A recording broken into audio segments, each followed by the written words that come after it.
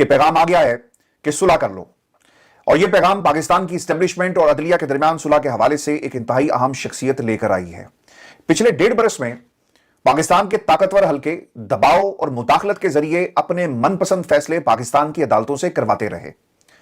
कभी इकरार और कभी इनकार का सामना पाकिस्तान की इस्टेब्लिशमेंट को रहा और यह खेल 1.5 बरस से जारी था। और फिर व्यूअर्स, एक दिन यानी 8 फरवरी को जब पाकिस्तान की अवाम ने अपना फैसला सुनाया और पाकिस्तान की अवाम की अदालत से जो फैसला आया, उसके बाद एक सेल्फ रियलाइजेशन पैदा हुई अदालतों में, अदालतों के मुहाफिजों के दिलों में, जहनों में। उन्हें ख्याल आया कि जिस इमरान खान को और उसकी पार्टी को खत्म करने की कोशिश की गई, जिसे माइनस करने की कोशिश की गई, वो इस निजाम में प्लस प्लस होता गया। एक सेल्फ रियलाइजेशन आई पाकिस्तान की अदलिया के अंदर कि हमें इस्तेमाल किया जा रहा है और पाकिस्तान के ताकतवर हल्के दिन रात हमें इस्तेमाल कर रहे हैं और बगैर किसी ब्रेक के इस्तेमाल कर रहे हैं। और अब वक्त आ गया है कि हम इस्तेमाल नहीं होंगे। यह सेल्फ रियलाइजेशन दूसरी तरफ भी है पाकिस्तान के ताकतवर हल्कों के दरमियान भी कि हमने एक पार्टी को खत्म कर दिया, लोगों से प्रेस कॉन्फ्रेंसेस करवाई, जिस पार्टी का निशान अदालतों के जरिए उसे छीन लिया गया, जिस पार्टी को बेनामो निशान कर दिया गया, सारे निशान खत्म हो गए और आखिर में कोई निशान बचा तो वो पाकिस्तान तहरीक इंसाफ और बल्ले का निशान था। व्यूअर्स, अब इस सेल्फ रियलाइजेशन को आप पाकिस्तान की अदालतों के अंदर भी देख सकते हैं, क्योंकि ये 8 फरवरी के बाद जो अवामी मैंडेट और पाकिस्तान की सबसे बड़ी अदालत जो अवाम की अदालत है, जहां से फैसला आया, इसके बाद इसके सम्राट और ताकतों को जवाब इनकार और तौहीन अदालत की कार्रवाई की शक्ल में जो है वो दिया गया। राना सनाउल्लाह साहब मैदान में कूद पड़े हैं और उन्होंने एक फार्मूला सजेस्ट किया है और यह फार्मूला शहबाज शरीफ के कहने पर पाकिस्तान की आवाम, इस्टेब्लिशमेंट और अदलिया के सामने रखा गया। उनके मुताबिक वो क्या कहते हैं जी कि 6 जजों के खत के मामले में किसी को कटहरे में खड़ा करके यह मसला हल नहीं हो सकता। हल इसके सिवा कोई नहीं कि इदारे और लोग एक जगह बैठकर मामला जो है वो सुलझाएं। राना सनाउल्लाह साहब मजीद ये भी कहते हैं कि वज़ीर-ए-आज़म सोच रहे हैं कि इस मामले पर सदर मुमलिकत को एडवाइस किया जाए कि वो इस मामले में अपना किरदार अदा करें। और मेरी वज़ीर-ए-आज़म से बात हुई है, शहबाज शरीफ का ख्याल है कि इस तरह मामला चलते रहे तो मुल्क को कैसे बेहतरी की तरफ ले जा सकते हैं। और वज़ीर-ए-आज़म के मशीर ने यह भी कहा कि एक तरफ सियासतदान या हुकूमत, दूसरी तरफ अदलिया और तीसरी तरफ निशाना पाकिस्तान की इस्टेब्लिशमेंट है। शहबाज शरीफ साहब ने अपने इस फार्मूले के जरिए एक तासुर देने की कोशिश की कि जनाब देखें मैं कितना अच्छा हूं, मैं पाकिस्तान की आवाम की बात भी कर रहा हूं, मैं निजाम के गिरने के हवाले से भी मुझे खदशात हैं और मैं चाहता हूं कि इस मसले का हल निकले, क्योंकि अगर निजाम गिरा तो नुकसान पाकिस्तान को होगा। इस्टेब्लिशमेंट अदलिया की लड़ाई में नुकसान सिर्फ और सिर्फ पाकिस्तान को हो रहा है, हमें मसले का हल निकालना होगा। और शहबाज शरीफ साहब एक अच्छा बनने की कोशिश कर रहे हैं, लेकिन चीजें इतनी सादा नहीं है। और शहबाज साहब, पाकिस्तान की आवाम भी इतनी सादा नहीं है और वो समझती है कि आप इसके पीछे कौन सा खेल खेल रहे हैं।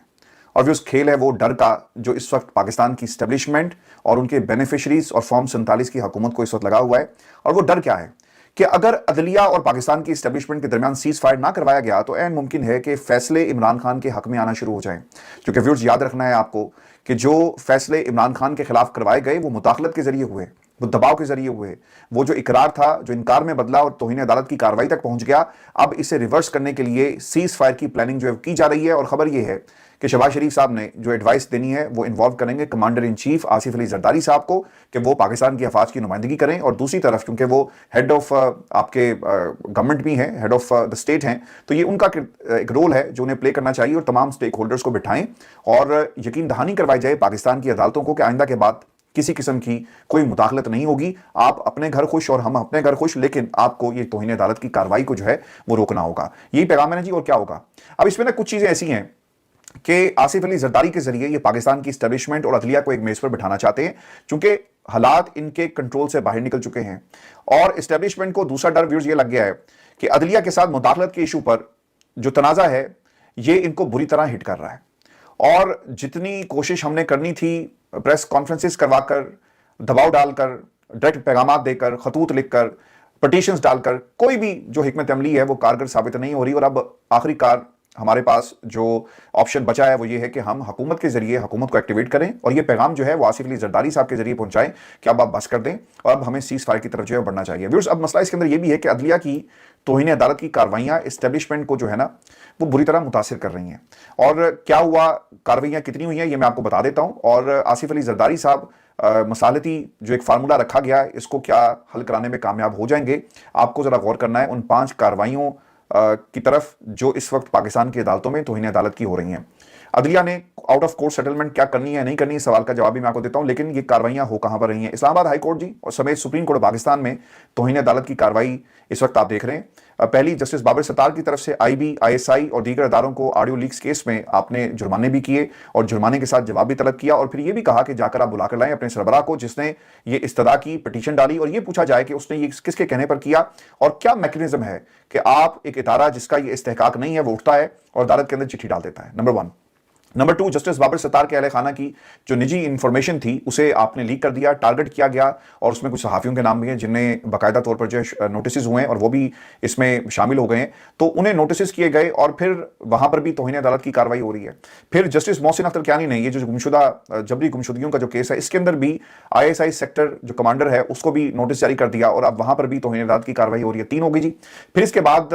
سپریم کورٹ کی طرف سے عدلیہ مخالف پریس کانفرنسز کے اوپر فیصل واڈا صاحب اور مصطفیٰ کمال انہیں توہین عدالت کی کارروائی کا اس وقت سامنا ہے، اور یہ پاکستان کی عدالتی تاریخ کا پہلا واقعہ ہے کہ اتنی بڑی تعداد میں اسٹیبلشمنٹ کے خلاف توہین عدالت کی کیسز جو ہیں وہ باقاعدہ ان پر کارروائی ہو رہی ہے اور نوٹسز ہوئے۔ اس سے پہلے کبھی ایسا نہیں ہوا، کبھی وہ جو شوکت صدیقی صاحب تھے وہ تو کہتے رہ گئے نا کہ جناب دیکھیں میرے خلاف کیا کچھ ہوتا رہا اور مجھے کس طرح سے دبایا گیا، ڈرایا گیا، مداخلت ہوتی رہی، لیکن یہاں پر کارروائی بھی ہو رہی ہے اور سٹنگ ججز کر رہے ہیں اور وہ پیچھے ہٹنے کو تیار نہیں ہے۔ اسی لیے میں نے کہا تھا شروع میں پروگرام کے کہ یہ 8 فروری کے نتائج کا اور اس فیصلے کا ایک اثر ہے جو پاکستان کی عدالتوں پہ ہمیں نظر آ رہا ہے، اور یہ فیصلہ پاکستان کی عوام کی عدالت سے آیا جس کے اثر میں پاکستان کی عدلیہ جو ہے وہ اب نکلنے کے لیے تیار نہیں ہے اور وہ جواب دے رہی ہے، انکار کر رہی ہے، اقرار نہیں کر رہی، بلکہ توہین عدالت کی کارروائی تک یہ معاملہ جو ہے بڑھ چکے ہیں۔ وہ سب معاملات جو ہیں چونکہ عدالتوں میں زیر سماعت ہیں، تو اب یہ سوال جو فارمولا مفاہمتی فارمولا جو دیا گیا کہ آؤٹ آف کورٹ سیٹلمنٹ کر لیں، ہم نے یہ برطانیہ میں ہوتے ہوئے دیکھا ہے جی۔ پاکستان کے اندر عدالتی نظام کے اندر ایسی کوئی نظیر موجود نہیں ہے، بہت کم ہوتا ہے، ریئر ہوتا ہے کہ آربیٹریشن ہو۔ پاکستان میں تو آربیٹریشن کا لوگوں کو کنسیپٹ ہی نہیں پتا، اور آربیٹریشن وہاں پر ہوتی ہے کہ آپ مہنگے جو لیگل پروسیس ہے اور جو فیسز ہیں اسے بچنے کے لیے دونوں پارٹیز ٹیبل پر بیٹھیں اور اپنے کنسرنس کو شو کریں اور کہیں درمیانی راستہ نکال لیا جائے، یہی آربیٹریشن ہوتی ہے۔ پاکستان میں ہوتی نہیں، اور پاکستان میں وکلا آپ کو اکثر ہی کہتے ہوئے نظر آئیں گے کہ جناب ہم تو آپ کو عدالت ہی لے کر جائیں گے اور آپ کے خلاف فیصلہ لے کر آئیں گے، چونکہ وہاں پہ ان کی ایک سیٹنگ ہوتی ہے۔ باہر کی دنیا میں ایسا ہوتا ہے، ڈیلی میل میں ہوا آؤٹ آف کورٹ سیٹلمنٹ ہو گئی، اب وہ معاہدہ کیا تھا، نیشنل کرائم ایجنسی اور پھر ملک ریاض کے درمیان جو ہے وہ سیٹلمنٹ ہو گئی۔ اب آپ کو نا موٹی موٹی ایگزامپلس دے رہا ہوں کہ آؤٹ آف کورٹ سیٹلمنٹ وہاں پر ہوتی ہے جہاں پر دونوں فریقین راضی ہوں اور دونوں فریقین پرائیویٹ ہوں، یا پھر جو معاملات ہیں وہ پرائیویٹ نوعیت کے ہوں۔ جب ریاست کے معاملات ہوں، جب انصاف کے عمل میں مداخلت کا معاملہ ہو اور جب آپ کو کچھ غلط کہنے کے لیے کہا جا رہا ہو، تو کیا وہاں پر آؤٹ آف کورٹ سیٹلمنٹ ہو سکتی ہے؟ نہیں ہو سکتی۔ اور یہ اب دیکھنا ہوگا کہ کورٹ اور عدلیہ جو ہے وہ اس کا کیا جواب دیتی ہے، اور جو نتائج ہیں بہت ہی سنگین ہوں گے، اور اگر پاکستان کی عدالتوں نے آؤٹ آف کورٹ سیٹلمنٹ کر لی تو پھر یہ کاؤنٹر پروڈکٹیو موو ہوگی، اور اس کے سنگین نتائج بھی اس طرح بھی ہوں گے چونکہ اس وقت عدلیہ ایک وکٹم بنی ہوئی ہے، اور عمران خان اور پاکستان کے اندر وہ اپوزیشن جو اس وقت عدلیہ کے ساتھ کھڑی ہے، خان صاحب کا ایک پورا جو جیل ایکسکلوسیو تھا جو انہوں نے گفتگو کی میڈیا سے، اس میں انہوں نے کہا کہ ججز کے اوپر دباؤ بڑھایا جا رہا ہے، لیکن پھر یہ وکٹم کارڈ اور پھر اس کے ساتھ ساتھ جو ایک سپورٹ ہے وہ کہاں سے آپ کو ملے گی؟ وہ سپورٹ مکمل طور پر ختم ہو جائے گی۔ ویورز، اب قاضی صاحب کیا کریں گے؟ قاضی صاحب کی ذاتی خواہش تو یہ ہوگی کہ سپریم کورٹ کے بقیہ ججز اور ہائی کورٹ کے ججز جو ہیں اس پر راضی ہوں، چونکہ قاضی صاحب کی نا پوزیشن بڑی غلط ہو گئی ہے۔ ایک تو ان کے اوپر ان کی اپنی عدالت سے دباؤ تھا، اور پھر دوسری طرف جو اسلام آباد ہائی کورٹ ہے، آپ نے توہین عدالت کی کارروائی نہیں کی، سپریم جوڈیشل کونسل میں یہ معاملہ پینڈنگ ہے۔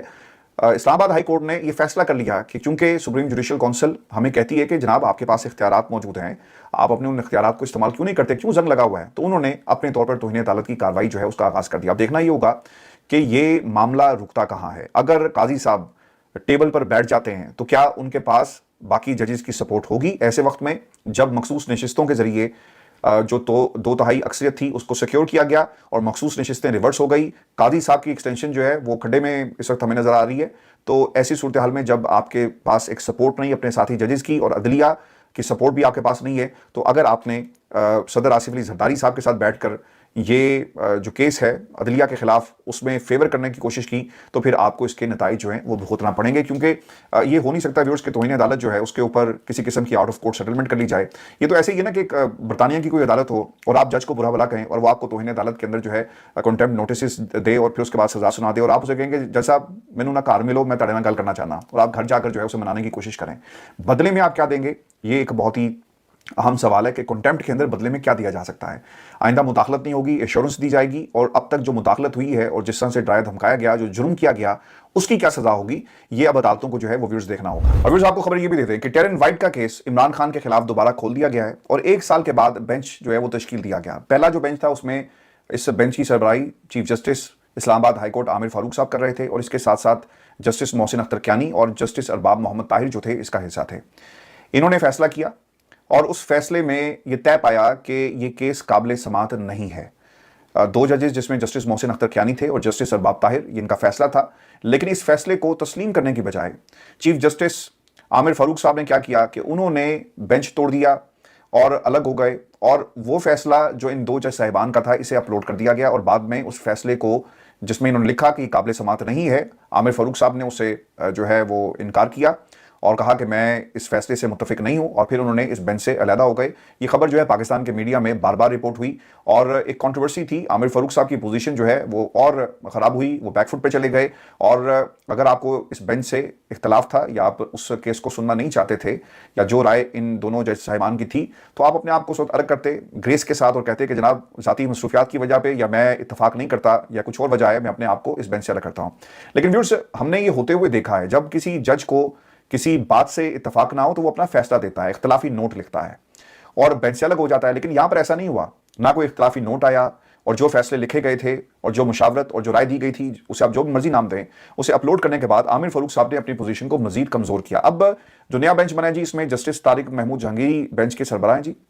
اور اس کے ساتھ ساتھ جسٹس ارباب محمد طاہر. یہ وہی جسٹس ارباب محمد طاہر ہیں جنہوں نے اس سے پہلے بھی اس کیس کو ناقابل سماعت قرار دیا تھا، اور اس کے ساتھ ساتھ جسٹس سمن رفت امتیاز کو بھی اب بینچ کا حصہ بنا دیا گیا. اب یہ جسٹس سمن رفت وہی ہیں جنہوں نے خط لکھا ہے جی، اور اس کے ساتھ ساتھ ارباب محمد طاہر بھی اسی میں شامل ہیں، اور جسٹس طارق محمود جہانگیری صاحب جو ہیں وہ سربراہی کر رہے ہیں. اور جسٹس طارق محمود جہانگیری یہ وہی ہیں جنہوں نے 2 روز پہلے اپنے کمرے سے خفیہ ایجنسی کے بندوں کو باہر نکالا اور اب پابندی لگا دی ہے کہ ان کی عدالت میں کوئی ایجنسی کا بندہ جو ہے وہ بیٹھ کر نوٹس جو ہے وہ نہیں لے گا اور کسی بھی کیس کے حوالے سے رپورٹنگ نہیں کرے گا.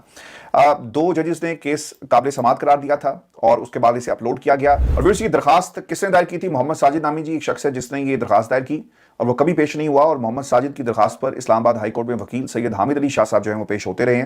جو آج کل سائفر کے وکیل ہے. یعنی اتنا مہنگا وکیل اسے کر کے دے دیا گیا، تو پاکستان کی عوام اتنی بچی تو نہیں ہے، انہیں پتہ ہے کہ اس محمد ساجد کے پیچھے اصل میں ہے کون. اب سوال یہ ہے کہ 2 ججز کا جوڈیشل آرڈر آنے کے بعد 3 ممبر کا لارجر بینچ کیسے سماعت کرے گا؟ اور جب ایک جج ارباب محمد طاہر پہلے والے بینچ میں تھے اس وقت کیس کیوں نہیں لگایا گیا؟ اور یہ اس کے پیچھے جی ایک پوری کی پوری سازش جو ہے وہ آپ کو نظر آئے گی، جو خان صاحب اور ان کے اوپر پریشر ڈالنے کے لیے کی گئی ہے. لیکن دیکھنا ہوگا کہ یہ جج صاحبان جب تک ان کی ریپوٹیشن ہے خط کے حوالے سے اور جو انہوں نے بیانات دیے، تو جسٹس طارق محمود جہانگیری صاحب بھی آبویسلی اس کے قابل سماعت ہونے کے حوالے سے ان کو بھی ریزرویشنز ہوں گی، اور محمد طاہر صاحب جو ہیں وہ تو پہلے ہی اپنی ریزرویشنز کا اظہار جو ہے وہ تفصیل کے ساتھ کر چکے ہیں. ویورز میں آپ کو نا ایک خبر یہ بھی دے دوں، اور یہ خبر انٹرنیشنل ہے، اور کچھ حالات ایسے ہوئے ہیں کیونکہ ہمارے بہت سارے دوست جو ہیں وہ کرغزستان میں ہیں پڑھنے کے لیے گئے ہوئے ہیں، تو خبر وہاں سے یہ آ رہی ہے کہ کرغزستان میں مقامی اور غیر ملکی طلباء میں ہنگامہ آرائی اور پاکستانی طلباء بھی اس کی زد میں آ گئے. اور اطلاعات کے مطابق مظاہرین کے حملوں میں 3 پاکستانی طالب علموں کی ہلاکت ہو چکی ہے، تاہم جو اس وقت ہلاکتوں کی تصدیق نہیں ہوئی کہ یہ لوگ کون تھے، بچے ان کا تعلق کس شہر سے، ان کے کیا نام ہے. اور مشتعل طلباء کی جانب سے پاکستانی نوجوانوں کے ہاسٹل پر حملے کر کے توڑ پھوڑ کی گئی اور پاکستانی طلباء کو بھی ہراساں کیا جا رہا ہے، جس پر پاکستانی طلباء تشویش کا شکار ہو گئے ہیں. اور پاکستانی طلباء نے کہا کہ ہاسٹل میں لڑکوں اور لڑکیوں پر تشدد کیا گیا. طلباء نے پاکستانی سفارتخانے کی جانب سے عدم تعاون کی بھی شکایت کی ہے، اور میڈیکل چونکہ وہاں پہ زیادہ تر اسٹوڈنٹس جو میڈیکل کے جاتے ہیں جی، اور پاکستانی طلباء طالب علم محمد عبداللہ نے جو وہاں پہ لوکل نمائندے ہیں میڈیا کے، ان سے بات کرتے ہوئے بتایا جی کہ جھگڑا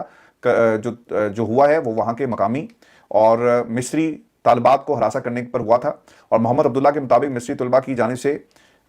جو رد عمل دیا گیا وہ توڑ پھوڑ کی شکل میں تھا، اور اس وقت حالات جو ہیں وہ کشیدہ ہیں. پھر ایک اور خبر بھی ہے جی اس حوالے سے، جو دفتر خارجہ نے اس کے اوپر اپنا بیان جو ہے وہ جاری کیا. ہم ہمیشہ نا دیر کر دیتے ہیں، ہمارے بچے ہیں، جا کر آپ خدا کے لیے ان کو کچھ کریں، اور یہ ٹویٹر پہ بیٹھ کے نا پیغامات جو ہیں وہ صرف دے رہے ہیں اور کر کچھ بھی نہیں رہے. سوشل میڈیا پر کرغزستان میں تعینات پاکستانی سفیر کی پوسٹ کو شیئر کرتے ہوئے انہوں نے کہا کہ پاکستانی سفیر ان کی ٹیم کے لیے پاکستانیوں کی حفاظت انتہائی اہمیت کی حامل ہے، اور اپنی پوسٹ میں ان کا کہنا تھا کہ مقامی قانون نافذ کرنے والے اداروں سے رابطے میں ہے اور پاکستانی طلباء کی حفاظت یقینی بنانے کے لیے اقدامات جو ہیں وہ کیے جا رہے ہیں. اور یہ جو ہاسٹلس پہ حملہ ہوا اس کی اب انویسٹیگیشن آئی ڈونٹ نو کب ہوتی ہے، لیکن یہ حالات وہاں پہ خراب ہیں جی، اور اللہ تعالیٰ سب کو اپنی حفظ و امان میں رکھے. میں بھی کوشش کر رہا ہوں، ہمارے بہت ہی پیارے دوست ہیں اور ان کا چھوٹا بھائی وہاں پر ہے، تو جس کے بارے میں ابھی تک میرا رابطہ نہیں ہو سکا. اللہ تعالیٰ اس کو بھی اپنی حفظ امان میں رکھے اور تمام لوگوں کے لیے دعا کریں. وہ لوگ جو حملہ آور ہیں ان کو اللہ ہدایت دے، اور جن پہ حملہ کیا گیا اللہ تعالیٰ ان کو اپنی حفظ و امان میں رکھے. اور یہ خبریں جو ہلاکتوں کی آ رہی ہیں، اللہ تعالیٰ سے دعا ہے کہ یہ جھوٹی خبریں ہوں، اور دفتر خارجہ کو یقیناً جو ہے اس کے اوپر کوئی نہ کوئی اپنا ریئیکشن اور کنفرم کر دینا. لوگوں کو کیوں آپ تکلیف میں مبتلا کر رہے ہیں؟ وہ بچے جن کے اپنے والدین سے رابطہ نہیں ہو پا رہا، ان کے گھر والوں کے دلوں پر کیا بیت رہی ہوگی. خدا کے لیے ہر کام میں سیاست کو مت گھسیٹا کریں، کچھ کر کے بھی دکھائیں، کچھ ذمہ داریاں بھی اپنی نبھائیں.